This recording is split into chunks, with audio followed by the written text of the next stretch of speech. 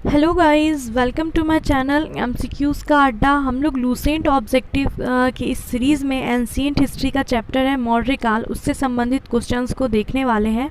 इससे पहले जिस चैप्टर के भी एमसीक्यूज़ हमने बनाए हैं उन सबको आप प्लेलिस्ट से जाकर प्लीज़ देख लीजिए अगर आपने अब तक नहीं देखा है।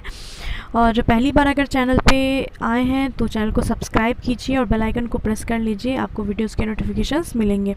तो चलिए स्टार्ट करते हैं इस वीडियो को और मौर्य काल से संबंधित जितने भी प्रश्न हैं उनको देखते हैं।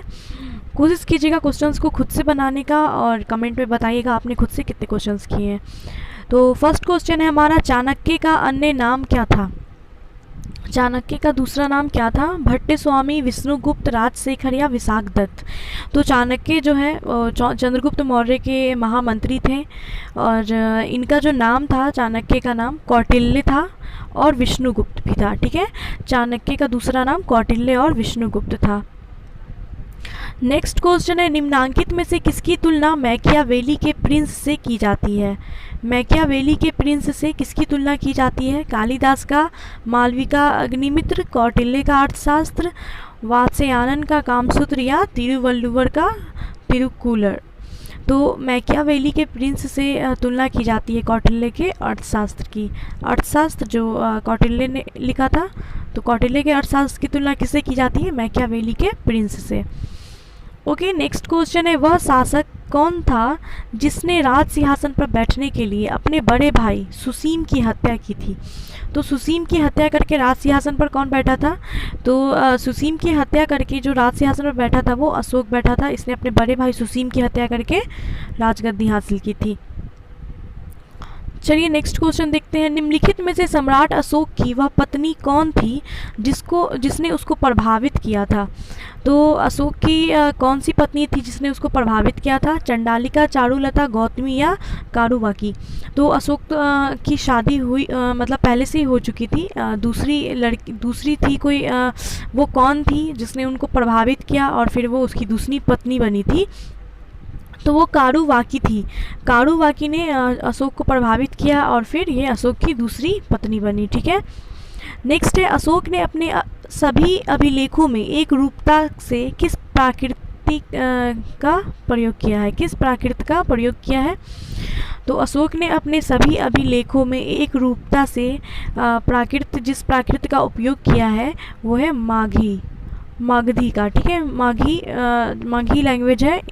ठीक है, तो इसका प्रयोग जो है अशोक ने अपने सभी अभिलेखों में एक रूपता से किया है। नेक्स्ट क्वेश्चन है, बिंदुसार ने विद्रोहियों को कुचलने के लिए अशोक को कहाँ भेजा था? तो बिंदुसार ने अशोक को विद्रोहियों को कुचलने के लिए किस जगह पे भेजा था? स्वर्णगिरी, तक्षशिला, उज्जैन या वैशाली। तो अशोक ने तक्षशिला भेजा था अशोक को। चलिए नेक्स्ट देखते हैं, निम्नलिखित में से वह व्यक्ति कौन है जिसका नाम देवान प्रियदर्शी भी था? तो अशोक, चंद्रगुप्त, गौतम बुद्ध या महावीर। तो देवयान प्रियदर्शी नाम जो है वो किसका था? तो ये अशोक का नाम था। ठीक है, देवयान प्रियदर्शी या प्रियदर्शी भी बोलते हैं तो वो अशोक को बोलते हैं। नेक्स्ट है, निम्नलिखित में से प्राचीनतम राजवंश कौन सा है?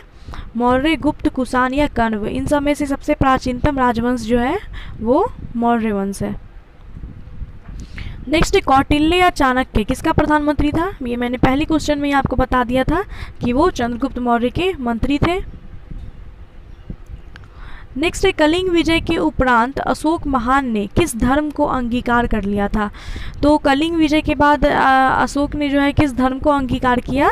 तो इन्होंने बौद्ध धर्म को अपना लिया था। ठीक है, अशोक ने कलिंग विजय के बाद ही बौद्ध धर्म को अपनाया था। नेक्स्ट है, चंद्रगुप्त के शासन विस्तार में किसने मुख्य रूप से मदद की थी?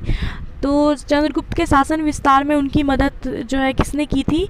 तो चाणक्य ने की थी, जो उनके मंत्री थे इन्होंने उनकी मदद की। नेक्स्ट है, सांची किस कला व मूर्ति कला का निरूपण करता है? सांची का स्तूप हमने जो कल वाली वीडियो बौद्ध धर्म और जैन धर्म में भी देखा था और महाजनपद में भी, कि ये जो सांची है वो किस कला और मूर्ति कला का निरूपण करता है? तो ये बौद्ध धर्म की कला का निरूपण करता है। सांची का स्तूप कहाँ पे है? तो मध्य प्रदेश में है। ओके, नेक्स्ट क्वेश्चन देखते हैं, प्राचीन भारत का वह प्रसिद्ध शासक जिसने अपने जीवन के अंतिम दिनों में जैन धर्म को अपनाया था।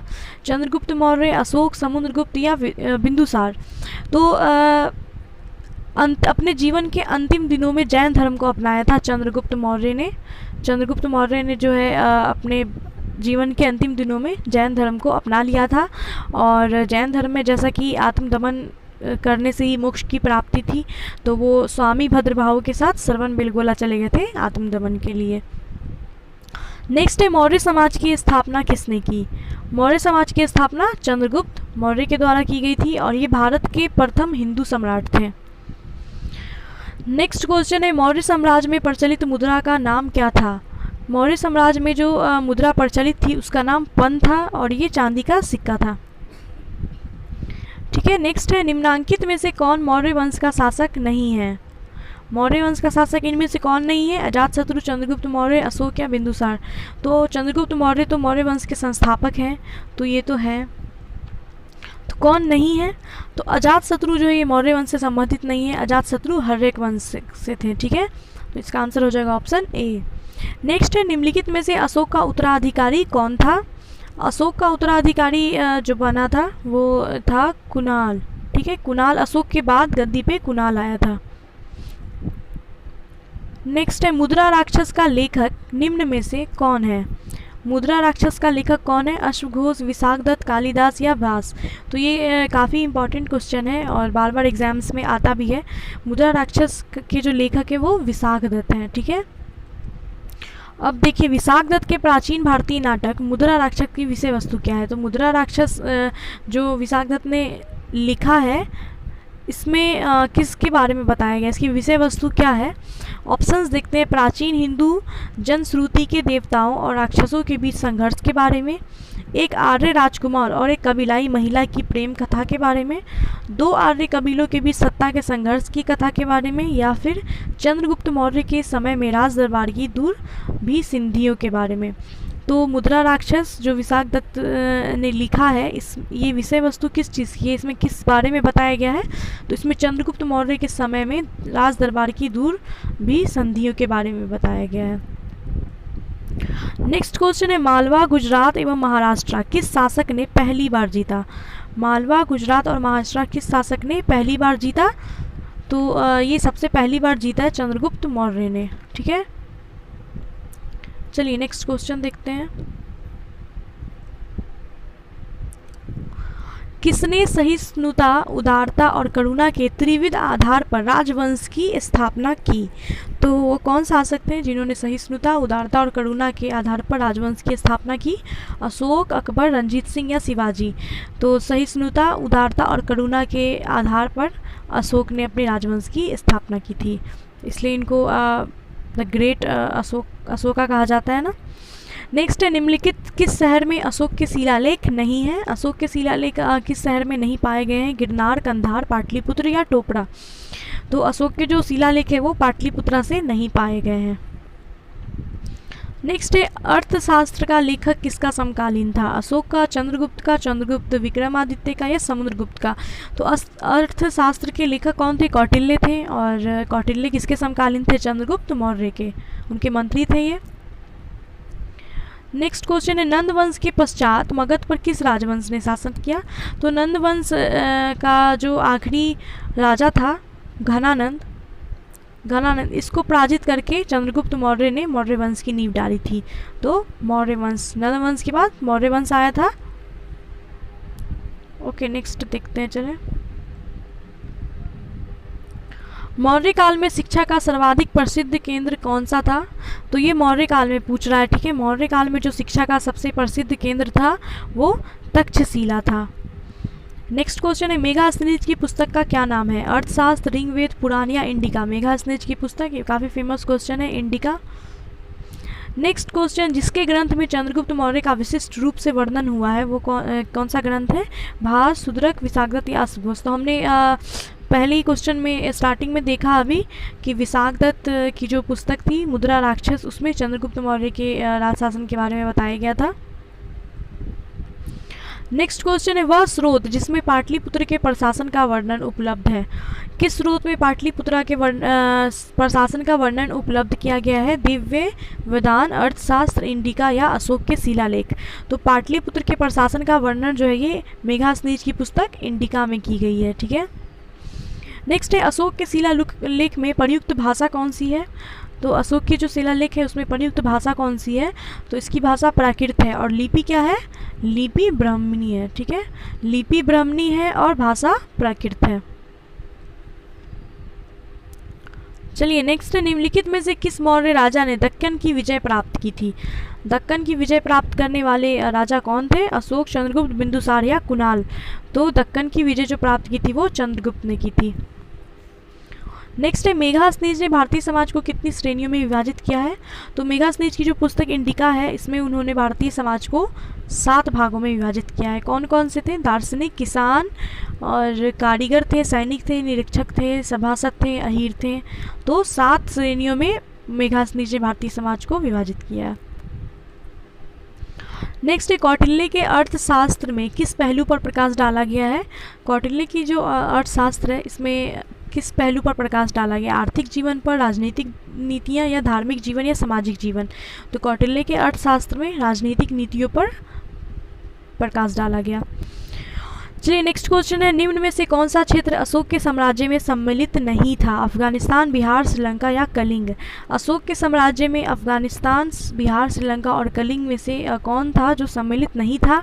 तो अफगानिस्तान, बिहार और कलिंग ये अशोक के साम्राज्य में सम्मिलित थे। श्रीलंका जो है ये अशोक के साम्राज्य में सम्मिलित नहीं था।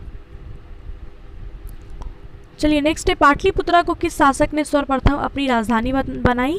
चंद्रगुप्त मौर्य, अशोक महान, चंद्रगुप्त विक्रमादित्य या कनिष्क?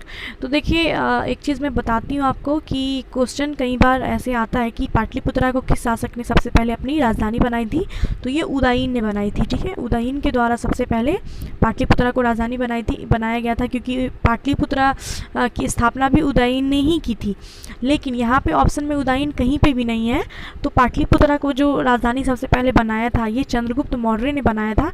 लेकिन ये घनानंद को जब उन्होंने पराजित किया था और मौर्य वंश की नींव डाली थी तो पाटलिपुत्रा को राजधानी बनाया था। लेकिन उस टाइम इस जगह का जैसे इस जगह को राजधानी तो बनाया, लेकिन उस टाइम इसका नाम रिवील नहीं हुआ था, पता नहीं था कि पाटलिपुत्रा है और उसी को राजधानी बनाया। उदयन का जब शासन हुआ तो उसने इसका नाम, इस स्थान का नाम पाटलिपुत्र रखा और इसको राजधानी बनाई। इसलिए पहले जो पाटलिपुत्रा को राजधानी बनाया गया तो पाटलिपुत्रा का स्थापना किया उदयन ने और इन्होंने ही राजधानी बनाई है। ठीक है, तो बीपीएससी में क्वेश्चन आते हैं तो ऑप्शन ई भी रहता है। ठीक है, तो अगर इस तरह से ऑप्शन रहे और उदयन कहीं पे भी ना रहे, चंद्रगुप्त मौर्य दिया हुआ है तो फिर चंद्रगुप्त मौर्य दे दीजिएगा, क्योंकि अगर उदयन ऑप्शन में नहीं है तो चंद्रगुप्त मौर्य ही होगा। लेकिन उदयन इसका आंसर है, अगर चंद्रगुप्त मौर्य नहीं है तो उदयन इसका आंसर है। ठीक है, तो ऑप्शन ई की वजह से कन्फ्यूज़न में मत रहना। ठीक है, चलिए नेक्स्ट है पाटलिपुत्रा में स्थित चंद्रगुप्त का महल मुख्यतः किस चीज़ का बना हुआ है? ईंटों का, पत्थर का, लकड़ी का या मिट्टी का? तो चंद्रगुप्त का जो महल पाटलिपुत्रा में बना हुआ है वो लकड़ी का बना हुआ है। ठीक है, मैक्सिमम लकड़ी का ही बना है। नेक्स्ट है बराबर, जहानाबाद जिला में बराबर की जो गुफा है इसका उपयोग किसने आश्रय गृह के रूप में किया है? बराबर की गुफा में कौन लोग रहते थे? आजीवक, थारू, जैन, तांत्रिक? तो बराबर की गुफाओं को जो आश्रय गृह के रूप में बनाया हुआ है ये आजीविकों ने बनाया। ठीक है, आजीवक लोग वहाँ पे रहते थे। नेक्स्ट है किस अभिलेख से ये साबित होता है कि चंद्रगुप्त का प्रभाव पश्चिम भारत तक फैला हुआ था?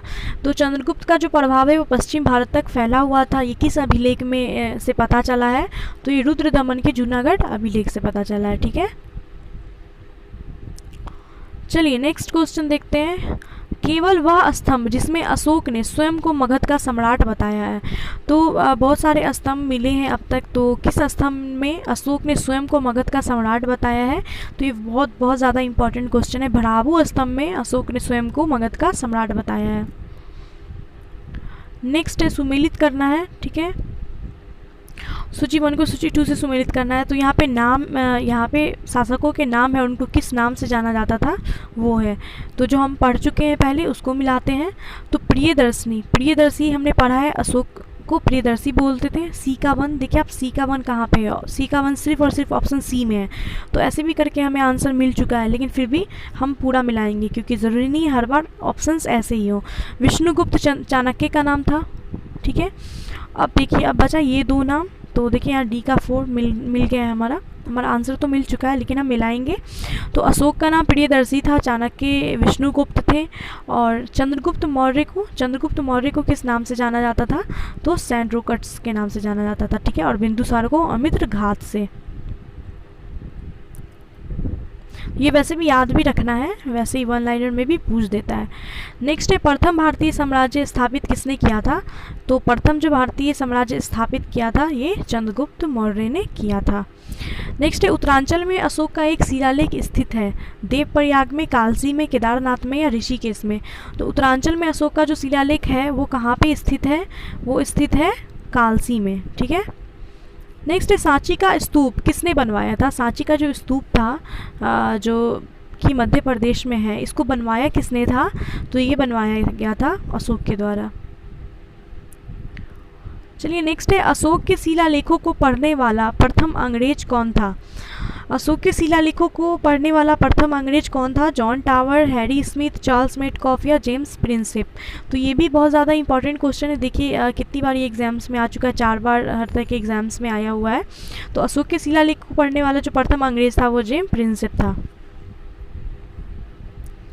नेक्स्ट है कलिंग युद्ध की विजय तथा क्षत्रियों का वर्णन अशोक के किस शिलालेख में है। तो कलिंग युद्ध की जो विजय है इसके बारे में अशोक के किस शिलालेख में बताया गया है। ये भी क्वेश्चन काफ़ी इंपॉर्टेंट है, देख सकते हैं आप कितनी बार पूछा गया एग्जाम में और अभी भी पूछा जाता है और काफ़ी इंपॉर्टेंट भी है।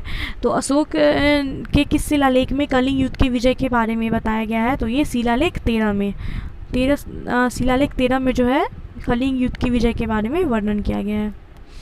चलिए नेक्स्ट है प्रसिद्ध यूनानी राजपूत मेगास्थनीज भारत में किसके दरबार में आए थे। मेगास्थनीज जो है वो भारत में किसके दरबार में आए थे, मेगास्थनीज यूनानी थे और ये भारत में जब आए थे तो उस टाइम किसका शासन था, ये किसके दरबार में आए थे, तो चंद्रगुप्त मौर्य के दरबार में आए थे।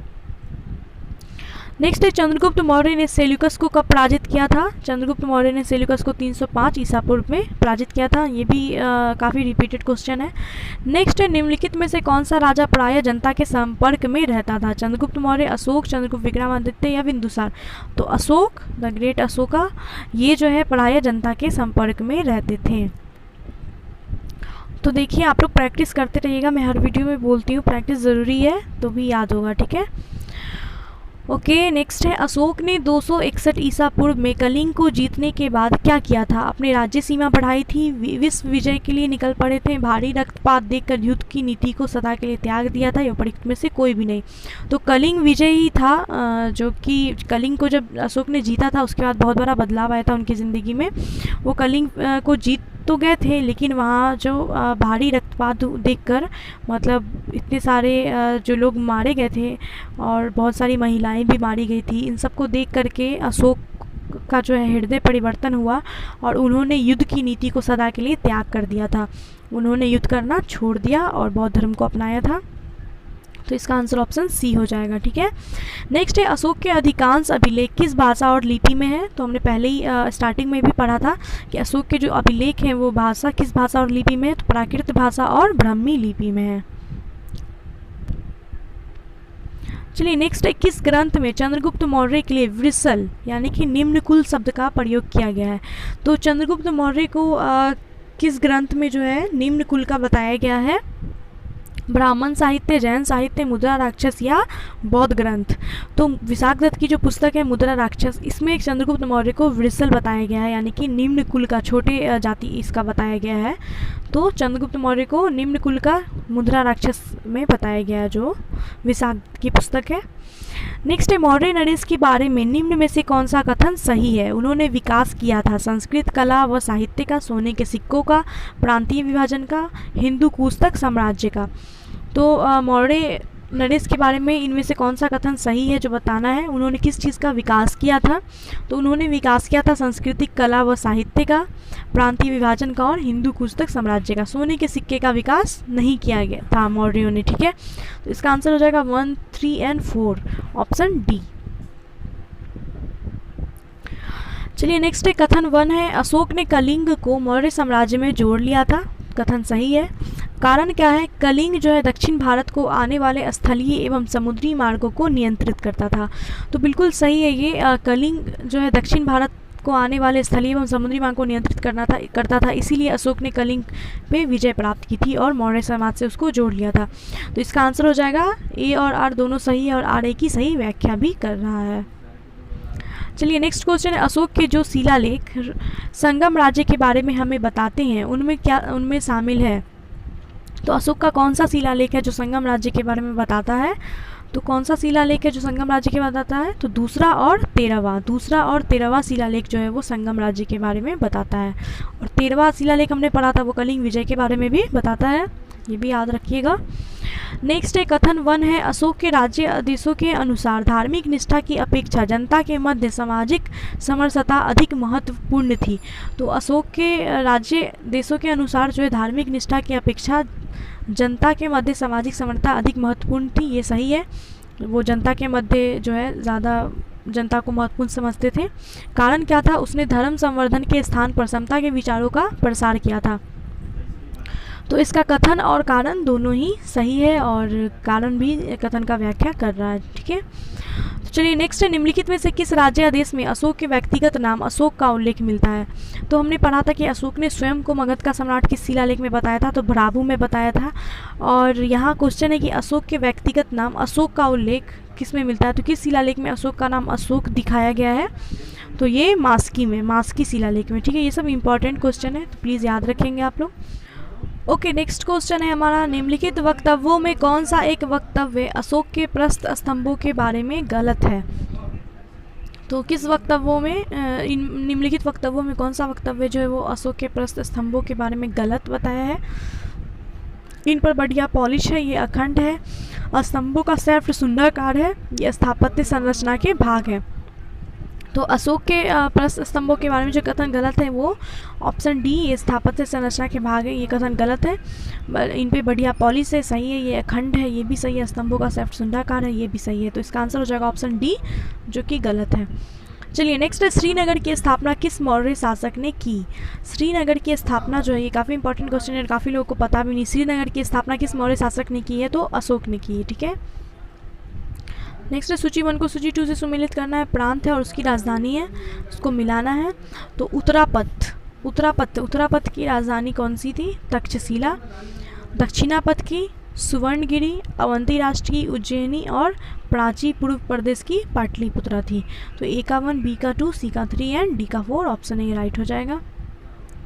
नेक्स्ट है, किस ग्रंथ में शूद्रों के लिए आर्य शब्द का प्रयोग किया गया है? शूद्रों के लिए आर्य शब्द का प्रयोग किस ग्रंथ में किया गया है? तो ये किया गया है अर्थशास्त्र में। कौटिल्य की पुस्तक अर्थशास्त्र में शूद्रों के लिए आर्य शब्द का प्रयोग किया गया है। नेक्स्ट है, अशोक ने अपने राज्य अभिषेक के 4थे वर्ष में नी ग्रोथ के प्रभाव से प्रभावित होकर किससे बौद्ध धर्म की दीक्षा ली? तो अशोक ने कलिंग के विजय के बाद जो है वो बौद्ध धर्म को अपना लिया था। तो इन्होंने बौद्ध धर्म की जो दीक्षा ली थी वो किससे ली थी? तो ये उन्होंने ली थी उपगुप्त से ली थी, ठीक है। चलिए नेक्स्ट है, किसने पाटलिपुत्रा को पोलीबोर्था कहा है? पोलीबोर्था पाटलिपुत्रा को किसने कहा है? तो मेगास्थनीज ने कहा है। नेक्स्ट है, मौर्य काल में एग्रनोमाई किसे कहा जाता था? एग्रनोमाई जो है भवन निर्माण अधिकारी, सड़क निर्माण अधिकारी, कृषि विभाग का अधिकारी या मापतौल का अधिकारी। तो मौर्य काल में एग्रनोमाई जो कहा जाता था वो सड़क निर्माण अधिकारी को कहा जाता था। चलिए नेक्स्ट क्वेश्चन हमारा, मौर्य काल में गुप्तचरों को क्या कहा जाता था? तो गुप्तचरों को कहा जाता था गुड पुरुष, ठीक है, गुड पुरुष कहा जाता था गुप्तचरों को। नेक्स्ट है, किस श्रीलंकाई शासक ने अपने आप को मौर्य सम्राट अशोक के आदर्शों के अनुरूप ढालने की कोशिश की थी? तो श्रीलंका का वो कौन सा शासक था जो अशोक के आदर्शों के अनुरूप अपने आप को ढालने का कोशिश किया और ढाला भी कई हद तक? तो वो तीस था, ठीक है। तीस इम्पॉर्टेंट नाम है, याद रखेंगे और क्वेश्चन भी मेरे हिसाब से इम्पॉर्टेंट ही है। तीस जो था वो श्रीलंका का शासक था और वो अशोक के आदर्शों के अनुरूप खुद को ढालने की कोशिश करता था और किया भी उसने, बौद्ध धर्म को अपनाया और फिर अशोक के आदर्शों के अनुरूप खुद को ढाला। चलिए नेक्स्ट है, किस जैन ग्रंथ में चंद्रगुप्त मौर्य के जैन धर्म अपनाने का उल्लेख मिलता है? तो हमने पढ़ा था कि चंद्रगुप्त मौर्य ने अपने अंतिम दिनों में जैन धर्म को अपनाया था। तो ये किस ग्रंथ से पता चला है? तो ये परिशिष्ट पर्णन से हमें पता चलता है कि चंद्रगुप्त मौर्य जो है वो जैन धर्म को अपनाया था उन्होंने, ठीक है। परिशिष्ट पर्वन याद रखिएगा, परिशिष्ट पर्वन ये जैन ग्रंथ है, इससे हमें पता चलता है कि चंद्रगुप्त मौर्य ने जैन धर्म को अपनाया था। नेक्स्ट क्वेश्चन है, किस महीने से मौर्यों का राजकोषीय वर्ष आरंभ होता है? तो मौर्यों का जो राजकोषीय वर्ष आरंभ होता है ये किस महीने से होता है? ये आषाढ़ जुलाई से होता है, ठीक है। मौर्यों का राजकोषीय वर्ष जो है वो आषाढ़ जुलाई से प्रारंभ होता है। चलिए नेक्स्ट है, निम्नलिखित में से किन किन दक्षिण भारतीय जातियों का उल्लेख अशोक के शिलालेख में किया गया है? अशोक के शिलालेख में किस किस दक्षिण भारतीय जातियों का उल्लेख किया गया है? चोल, पल्लव, पांडे, सतीपुत्र, केरल पुत्र या विष्णुकुंड? तो अशोक के शिलालेखों में जिन दक्षिण भारतीय जातियों का उल्लेख मिला है वो है चोल, पांडे, सतीपुत्र और केरल पुत्र, ठीक है। 1, 3, 4 एंड 5, 1, 3, 4 एंड 5 ऑप्शन सी हमारा राइट हो जाएगा। ऑप्शन ए राइट हो जाएगा, 1, 3, 4 एंड 5। चलिए नेक्स्ट है, अशोक के बारे में जानने के लिए सबसे महत्वपूर्ण स्रोत क्या है? आहत मुद्रा, शिलालेख, यूनानी लेख या बौद्ध साहित्य? तो अशोक के बारे में जो जानने के लिए जो सबसे महत्वपूर्ण स्रोत है वो शिलालेख है। शिलालेखों से अशोक के बारे में पता चलता है। ओके, नेक्स्ट क्वेश्चन है हमारा, अशोक के काल में कौन सी लिपि दक्षिण भारत में परिवर्तित हुई? तो अशोक के काल में जो लिपि दक्षिण भारत में परिवर्तित हुई थी वो ब्राह्मी थी। नेक्स्ट है, अशोक का अभिलेख भारतीय उपमहाद्वीप के बाहर भी पाया गया है, ये किस देश में पाया गया? तो अशोक का अभिलेख जो है भारत के बाहर किस देश में पाया गया है? अफगानिस्तान, चीन, बर्मा या नेपाल? तो ये अफगानिस्तान से मिला है अशोक का अभिलेख, ठीक है। नेक्स्ट है, अत्यंत पॉलिश किए गए एकास्म अशोक स्तंभ जिस पांडुरंजित बालू कास्म के एकल टुकड़ों में दक्षित किए गए उसे साधारणतः कहाँ की खदानों से निकाला गया है? तो अत्यंत पॉलिश किया गया एकास्म अशोक का जो स्तंभ है ये किस खदानों से निकाला गया है? मिर्ज़ापुर के समीप चुनार से, लौड़िया नंदनगढ़ से, वाराणसी के समीप सारनाथ से या भुवनेश्वर के समीप उदयगिरी से? तो ये लौड़िया नंदनगढ़ से निकाला गया है। नेक्स्ट है, भारतीय लिखने की कला नहीं जानते, यह किसकी उक्ति है? तो किसकी उक्ति, किसने कहा था कि भारतीय जो है वो लिखने की कला नहीं जानते हैं? कौटिल्य, पिल्ली, प्लूटार्क या मेगास्थनीज? तो ये मेगास्थनीज ने कहा था कि भारतीय जो है वो लिखने की कला नहीं जानते हैं। नेक्स्ट है, किस मौर्य सम्राट ने एक विदेशी राजा सीरिया के एंटीयोकस प्रथम से अंजीर, शराब और दार्शनिक को भारत भेजने का आग्रह किया था? तो कौन सा मौर्य सम्राट था जिसने सीरिया के राजा थे एंटीयोकस प्रथम, उससे अंजीर, शराब और दार्शनिक को भारत भेजने की आग्रह की थी? तो चंद्रगुप्त, बिंदुसार, अशोक या कुणाल? तो ये किया गया था बिंदुसार के द्वारा। बिंदुसार ने सीरिया के एंटीयोकस प्रथम से अंजीर, शराब और दार्शनिक को भारत भेजने के लिए आग्रह किया था। नेक्स्ट है, अशोक के द्वारा कलिंग पर चढ़ाई की जाने के लिए की जानकारी का सबसे महत्वपूर्ण स्रोत कौन सा है? तो हमने ये क्वेश्चन ऑलरेडी पढ़ा हुआ है कि कलिंग विजय के बारे में जो जानकारी हमें मिलती है वो 13वें शिलालेख से मिलती है। नेक्स्ट है, बिंदुसार के मृत्यु के समय अशोक किस प्रांत का गवर्नर था? अशोक किस प्रांत का गवर्नर था जब बिंदुसार की मृत्यु हुई थी? तो वो उज्जैन का गवर्नर था, ठीक है। चलिए नेक्स्ट है, किस शिलालेख में अशोक ने घोषणा की है कि सारी प्रजा मेरी संतान है? अशोक ने किस शिलालेख में कहा है कि सारी प्रजा मेरी संतान है? तो ये कहा है उसने अपने पांचवें शिलालेख में कि सारी प्रजा जो है वो मेरी संतान है। नेक्स्ट है, कौन सी घोषणा युद्ध और हिंसा के प्रति अशोक के आंतरिक दुख को स्पष्ट करता है? तो किस शिलालेख में युद्ध और हिंसा के प्रति अशोक के आंतरिक दुख को स्पष्ट किया गया है? ये किस शिलालेख में अशोक ने बताया है? तो ये हमें जो स्पष्ट करता है युद्ध और हिंसा के प्रति अशोक के आंतरिक दुख को जो स्पष्ट करता है जो शिलालेख वो है कलिंग का पृथक शिलालेख, ठीक है। कलिंग युद्ध के बाद ही उन्होंने छोड़ दिया था युद्ध करना, तो ये कलिंग का जो पृथक शिलालेख है यहीं से पता चलता है कि युद्ध और अहिंसा के प्रति अशोक के आंतरिक दुख को ये स्पष्ट करता है, ठीक है। चलिए नेक्स्ट है, किस शिलालेख में अशोक की यह घोषणा अंकित है कि किसी भी समय चाहे मैं खाता रहूं या रानी के साथ विश्राम करता रहूं या अपने अंतशाला में रहूं, मैं जहां भी रहूं मेरे महामात्य मुझे सार्वजनिक कार्य के लिए संपर्क कर सकते हैं? ये कथन ये किस शिलालेख में अशोक ने कहा है? तो ये 6ठे शिलालेख में कहा है, ठीक है। नेक्स्ट है, निम्नलिखित में कौन अवरोही क्रम में मौर्य प्रशासन के अधिकारियों का नाम बताता है? अवरोही क्रम में मौर्य प्रशासन के अधिकारियों का नाम कौन बताता है? तो प्रादेशिक, राजुक और युक्त। ठीक है, प्रादेशिक जिलाधिकारी थे, राजुक भूमि को पैमाइश करने वाले अधिकारी थे, और युक्तक जो थे वो जिला के अधिकारी थे। Option A. चलिए नेक्स्ट क्वेश्चन है, विष्टि है। विष्टि क्या है? वैवाहिक अनुष्ठान, बेगारी, प्रांत या जिला? तो विष्टि बेगारी है, बेगारी मतलब बंधुआ मजदूरी। विष्टि क्या है? बंधुआ मजदूरी है, जिसको बेगारी कहते हैं। ओके, नेक्स्ट क्वेश्चन है, मौर्य काल में सीता से क्या तात्पर्य है? सीता से क्या तात्पर्य है? एक देवी है, धार्मिक संप्रदाय, राजकीय भूमि से प्राप्त आय या ऊसर भूमि है? मौर्य काल में सीता किसको कहा जाता था? तो राजकीय भूमि से प्राप्त आय को सीता कहा जाता था। नेक्स्ट है, निम्नलिखित में मौर्य काल का सबसे अच्छा नमूना कौन सा है? स्तंभ, स्तूप, गुफा निर्माण या चैत्य? मौर्य काल का जो सबसे अच्छा नमूना है वो स्तंभ है। चलिए नेक्स्ट है, कहाँ से प्राप्त अभिलेखों से मौर्य काल में अकाल, सूखा जैसी देवी प्रकोप के समय राज्य द्वारा राहत किए जाने वाले का विवरण मिलता है? तो कहाँ से अभिलेख जो प्राप्त हुआ है, किस अभिलेख में ये पता चलता है कि अकाल, सूखा जैसी देवी प्रकोप के समय राज्य के द्वारा राहत प्रदान किया गया था? तो ये हमें किस अभिलेख से पता चला है, जो मिला है? तो ये महास्थान बांग्लादेश के और सोहगोड़ा उत्तर प्रदेश के अभिलेखों से ये पता चला है। ठीक है, महास्थान जो बांग्लादेश में और सोहगोड़ा उत्तर प्रदेश, यहाँ के अभिलेखों से पता चला है कि मौर्य काल में अकाल, सूखा जैसी प्रकोप के समय राज्य के द्वारा राहत कार्य किए गए थे।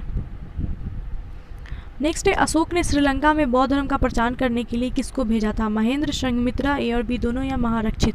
तो अशोक ने श्रीलंका में बौद्ध धर्म का प्रचार करने के लिए अपने बेटे और बेटी को भेजा था। महेंद्र बेटा था और बेटी संघमित्रा थी। तो इसका आंसर हो जाएगा सी, ए और बी दोनों, महेंद्र और संघमित्रा दोनों को ही भेजा था। नेक्स्ट क्वेश्चन है, अशोक के मनसेरा, जो मनसेरा पाकिस्तान में है, और शहबाज गढ़ी जो ये भी पाकिस्तान में है, तो उससे प्राप्त वृहत शिलालेखों में किस लिपि का प्रयोग किया गया है? तो अशोक के हमने पढ़ा है कि अशोक के शिलालेखों में जो लिपि प्राप्त की गई है, जो अधिकतर जो लिपियाँ थीं वो ब्राह्मी लिपि में अशोक के शिलालेख में लिखा गया है, और भाषा प्राकृत थी।